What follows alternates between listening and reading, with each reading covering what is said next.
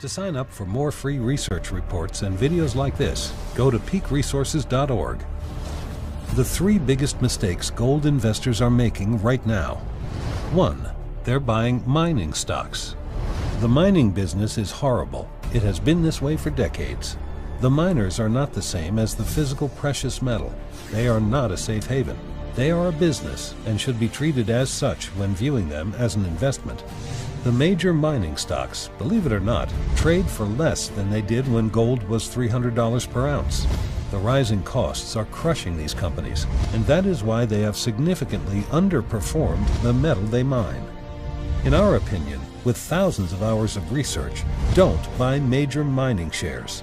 The only mining stocks we would own, and we would keep it down to 2 or 3 max, are undervalued junior mining companies that will inevitably be purchased by the majors in order to keep their production line running and costs down. You need to look for solid people, large high-grade deposits, and a business plan that is focused on rewarding shareholders. You do not want to own a junior mining company whose goal is to become a major producer one day. The mining business is extremely capital intensive. Remember, all mines have a life expectancy. They will one day mine it to where there is nothing left to mine. So these assets are constantly shrinking. Miners are also slaves to the paper markets, where 100 times the amount of physical precious metal trades. So if you ask us, mining companies are selling their products cheap due to the outright distortion of the gold price. If you want to profit from gold during the next 5 to 15 years, avoid the mining shares. If you're going to buy some, focus on finding 1 to 3 juniors where you know the people, investors, projects, and financing partners. If you don't have time to research these companies for yourself, then just stick with the physical metal. 2. Buying numismatic coins as if this were part of the diversification process for a gold investor.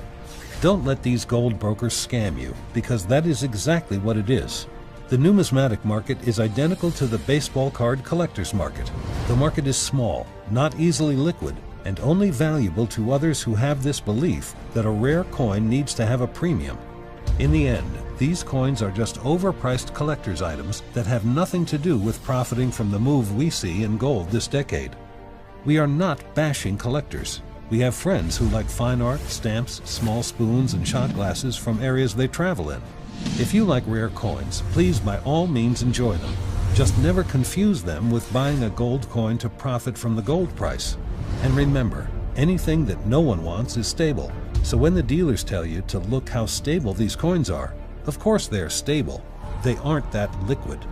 They also always go up because the world is full of suckers that will pay more, not due to fundamentals, but because they have a belief that down the road, another sucker will pay more for it.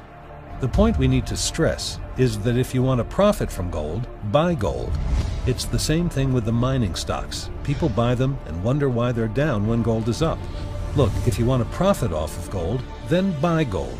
The mining stocks are businesses, and rare coins are collector's items. Both of these are tied to the gold sector, but not the way to profit from the rising gold price. One final note.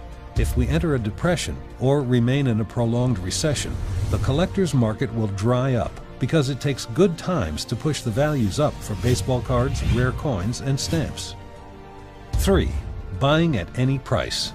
Dollar cost averaging is a fool's game. If you want to own gold, be aware that it is highly volatile. You have a global monetary crisis, so you have banks, central banks, hedge funds, retail investors, and even governments involved in this market.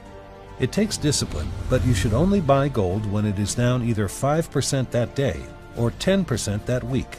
This will ensure you're getting a good price in a long-term bull market. The only time we would not follow our own advice is for people who own none. We believe as a matter of financial insurance, you should have at least 5% of your net worth in gold. For purchases above that, you should be patient.